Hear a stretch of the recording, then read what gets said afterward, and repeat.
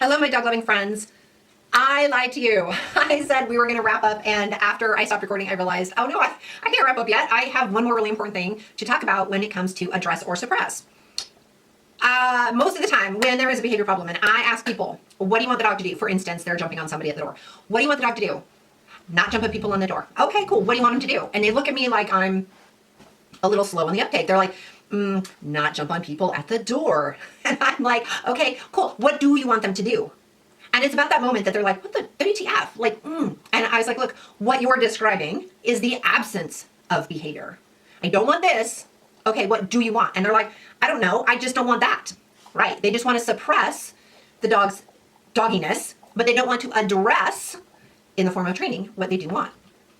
So I want you to think about that. That is a key component to addressing problem behavior, getting very clear in your mind what you do want. This is oftentimes very difficult for people. I tell them I need five behaviors that your dog can do and be successful instead of the behavior you don't like.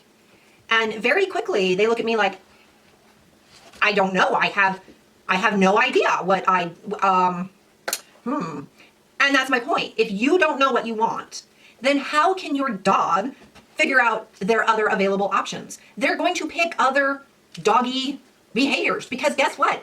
They're a dog, right? They're going to be like, oh, you don't want me to jump on people. Perhaps I could stand back here and bark at them. I don't want you barking.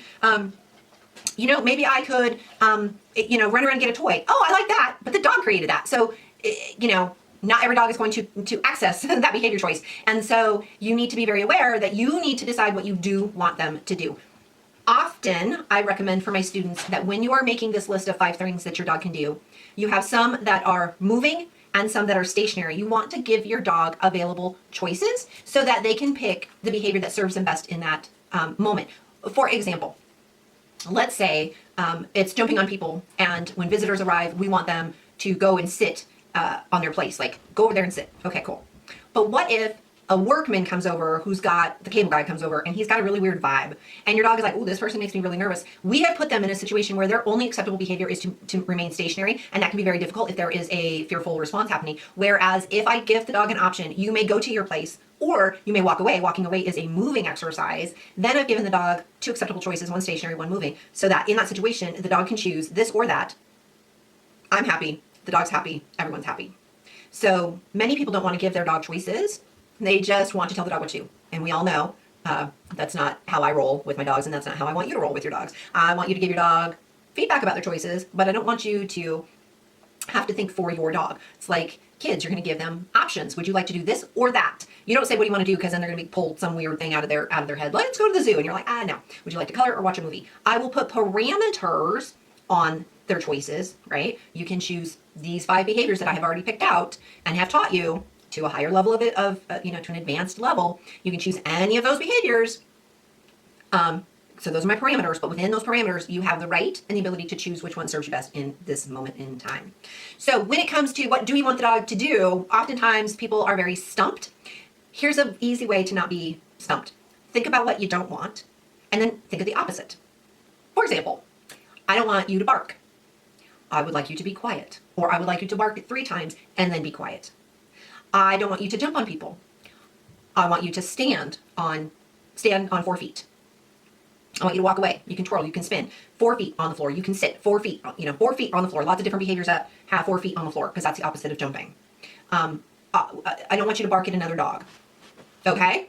Can I bark twice and then be quiet? Can I look at you? Can I walk away? Can I sit and watch them quietly? There's a host of behaviors that your dog can do. So this is where if you live in a house with multiple people, you need to have a conversation about what's comfortable, what do you like, and then come together and agree on the 5 behaviors. Because if my partner wants a behavior like, they don't care if the dog barks 3 times and then quiets, and I don't want the dog to bark at all, there creates this shade of gray where the dog is like, oh, I'm with you, I can do this, I'm with you, I can do that. Which when they're older, they can make that shift. When they're younger or fresh learning new behaviors, the more consistent you can be, the faster your dog will learn, the easier it will be for your dog to learn. So keep that in mind, that the more consistent you can be as a family, as a unit with your partner or who you share your life with, the faster your dog will learn and the easier it will be for them. So keep that in mind.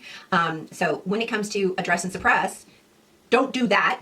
really is kind of in that suppression category. We just want you to not do that, but addressing it, again, addressing the need, addressing that lack of training, being very clear what you do want, 5 behaviors that are acceptable. Teach your dog all of those behaviors as a novice, intermediate, and then advanced, so that they can access all of those behaviors instead of just yelling at your dog, hoping to suppress the behavior. You're actually addressing the behavior. So next week, we will wrap it all up, everything in the series, wrap it all up, and you will have a clear understanding of address versus suppress. So until next time, may you always have a dog to love.